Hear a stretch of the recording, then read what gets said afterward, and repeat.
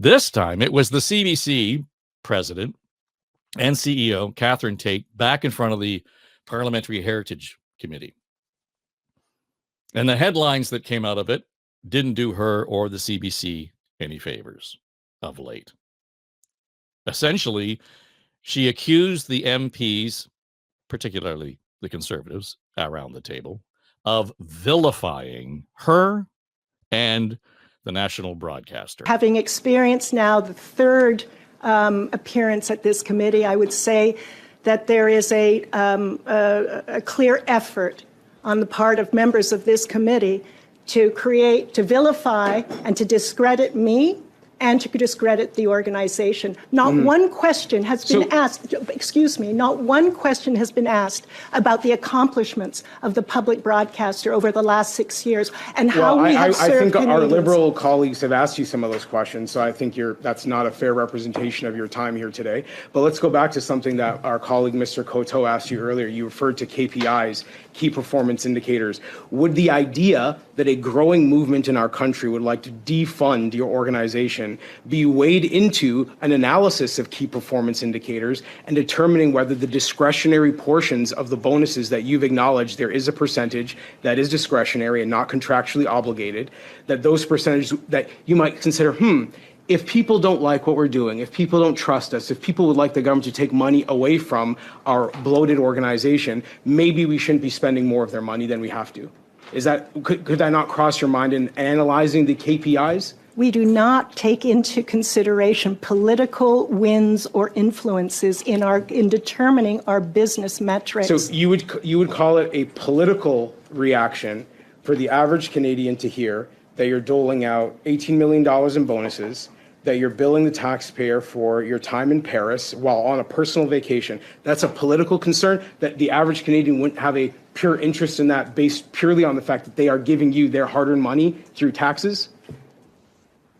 I'm not sure I understand what you're getting at on this question. I'm 30 sorry. seconds, please. You're trying to marginalize legitimate concerns about abuse of taxpayer dollars and any accountability that we are trying as parliamentarians to introduce here, and you're saying it's purely political. And what I'm saying is the big, beautiful, growing movement to defund the CBC is not a purely political movement, but it is a matter of taxpayer accountability. Can you not acknowledge that? I will not, Madam Chair, I will not be accused of abusing taxpayer dollars. I'm sorry, for the record. We have managed our budget extremely carefully. We were facing $100 million. I don't think the Canadian people would agree with you. All right. Well, fiery and feisty, and that was only a part of the exchange. So, and I played the whole thing for the purposes of this being long-form conversation, and I think the context is important. So, joined this morning by Marie Aikins, Lindsay Broadhead is here, Brad Ross, Bob Reid, and Brad, you were the one that brought it to the table. Riff.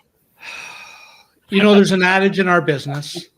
Heavy sigh. There's an adage in our business is you don't repeat negatives. I love this one, though. I will not be accused of abusing taxpayer dollars. Well, you just were. And so the inability to read a committee room is astonishing to me by the president of the CBC, a communications corporation whose president and CEO isn't doing the communications bit very well at all. As you noted, this is Catherine Tait's third or fourth appearance before this committee. Continues to be frankly vilified. It is these committee hearings are political. Of course, we all know that Pierre Poilievre has threatened to quote unquote defund the CBC. It's not clear to me exactly what that means, but why Tait is going in and arguing as she is when she's on her way out. In fact, I think they just named her replacement. And you said off the top, they should not doing the CBC any favors. The CBC is a critical, in my view anyway, broadcaster, critical to stitching this country together. And her appearances before this committee continue to make news for all the wrong reasons.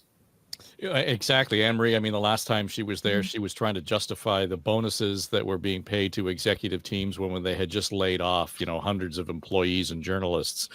Um, I- Again, I can only imagine. A friend of mine has just taken a new gig at the CBC, and given the way other media is working, it might be the safest place right now in some cases. But I can only imagine that the crew who worked at the CBC are just saying to her, "Shut up, leave the table." Yeah, I think she, as Brad said, she did not read that room very well at all. She went into it. She either ignored the advice of her communication advisors or just didn't get it, if she was arrogant enough not to listen to anyone. But I think the mistake was made long before. You can't win this argument about getting $1 million bonuses. You just can't. There is no defense of it when you're using taxpayer dollars. And in fact, it was bonuses were eliminated from most public servant jobs. There's a few, and I think we've been talking about that of late, that build transit that still get big, hefty bonuses based on apparently by performance. And that you just can't win the argument. There is no defense for it, and they should have known that when they were paying out the hefty bonuses. And then once she got into that room, she should have been reading the room much more carefully, listening to some communications advice, and having a bit of a sense of a regret about paying off those bonuses. And they should be thinking about changing them going forward. Well, Bob, it's not as if she had the opportunity here to leave gracefully. This was scorched earth retreat. Mm-hmm. Sure was. And we're all speculating as to what she was possibly thinking. And to be charitable, maybe she thought, this is my last hurrah here. I'm already on my way out of the organization. I'm going to take one for the team. I'm not going down without a fight. And I'm going to go in there and I'm going to tell Jamil Jivani and everybody else on that committee exactly what for. Brad opened with the maxim of you never repeat the negative. The one that came to mind to me was never mud wrestle with a pig, because the pig rather enjoys it and you both end up getting filthy. And I'm not directing that at any member of the committee. I'm just saying they were spoiling for a fight. Particularly Mr. Jivani was. He was locked and loaded and was going to take her down. And that's where she misread the room. This was not the place to defend the integrity of the CBC. This was not the place to try and win the argument. This was the place to go in and be boring as hell, be dry as a box of saltines, confine your answers just to the narrow limits of the question, and don't give them anything new to work with, which she did in answer after answer after answer. Well, the problem, in addition to that, Lindsay, is that she explicitly, inadvertently or not, added more fuel to the fire to let's bail on the CBC, and it's a big cudgel that the Conservatives are going to swing. It's not the right thing to do. You do not want to defund the CBC. Do you need to rethink the CBC? Do you need to reconsider its place in the media landscape? All those things. Yes, you do. But what she did there was actually just lit the fire, and now all of a sudden it's self-immolated. Yeah, that's an understatement, because, and I think we're all saying a version of the same thing, that two things that are completely polarizing in some regard can both be true, right? It's true that she and the CBC are being vilified. I think that's absolutely true, and she's being puppeteered magically.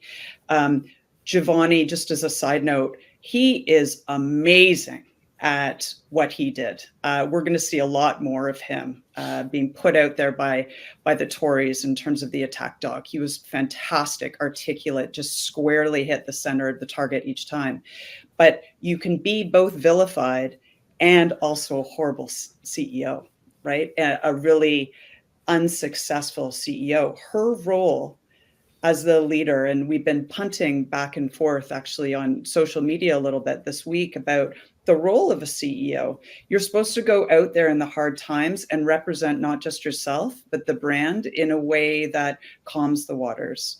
everything she did, to my colleague's points here, is she enticed vilification.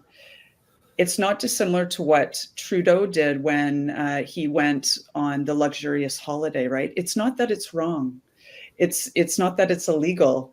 It's so inept, and it shows no EQ towards what a leader needs to be. That's the difference. And that's what Jamil, I think, was getting at, was optically, Canadians think you're just absolutely unhinged and not in line with what our concerns are, that the CBC needs to perform differently. And here you have a woman who's performing exactly in a way that is in line with what the opposition wants her to do. She's being perfectly puppeteered. It's a short game, Dave. She played the short game in what is ultimately a long game, especially for the CBC and the change of government coming. Yeah, I was going to say, wouldn't the strategy, Brad, have been better to say, listen, we know that there are challenges with the media landscape. We know that the CBC has an important role to play in it, and we would encourage a review and a reset and a re-articulation of the CBC vis-a-vis the Canada Broadcast Act, all of those things. Sure. I think, back to Bob's point, I mean, just get really policy-driven and boring, but that's where this conversation had to go. Yeah, make word salads. I don't care. What they've done, though, and what she's done is she's given the Tories clips for whatever campaign, whenever the election campaign comes, with respect to the CBC, and just made it more of a target. She drew them a target and stood there for them. So I don't get it. I really don't. Well, and I think the larger conversation, again, will have to be about the CBC. Bob, I don't think that this allows that to happen now. I mean, can you imagine what it's going to be like when when we seriously get into campaign mode? You've got Melissa Lansman, Jamil Javani, and Pierre Poilievre. There will not be oxygen in the room. No, the guns will be blazing for sure. And I think Lindsay's right. I think we're going to see a lot more of Jamil Javani in that pit bull attack dog role. I was thinking he's maybe the next Pierre Poilievre in terms of not necessarily future leadership capability, but that was Poilievre's gig, right? He was the attack dog. He was the machine gun who just mowed the opposition down every chance he got. And I think we're going to see more of that, because when you have voices like that in your caucus, you use them for sure.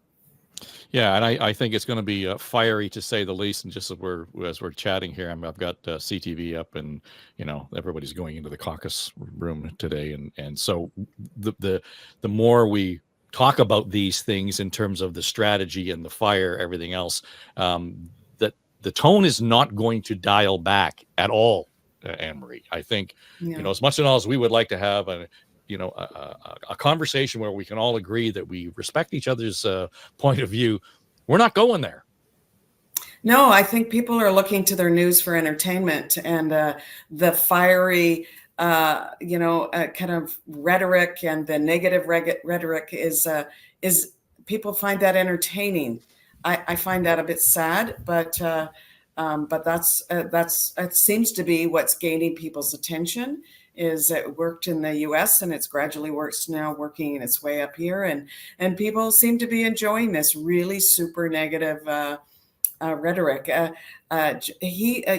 right that Jamani said something about the big beautiful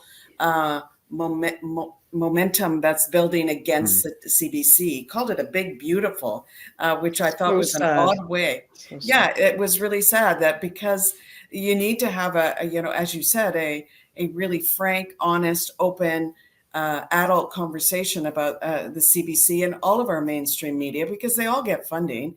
CBC is a different entity, but she just didn't invite that. And it's just as the others have said, it's going to be, she gave them quotes and clips that will be used and overused throughout the campaign. And because that's kind of where we are right now.